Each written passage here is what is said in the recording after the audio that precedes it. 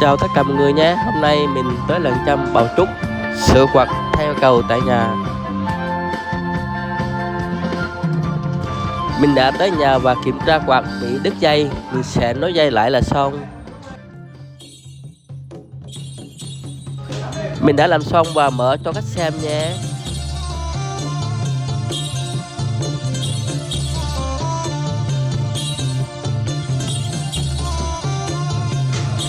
Mọi người cần sửa thiết bị nhà hãy liên hệ với em hoặc bình luận ở dưới video nhé.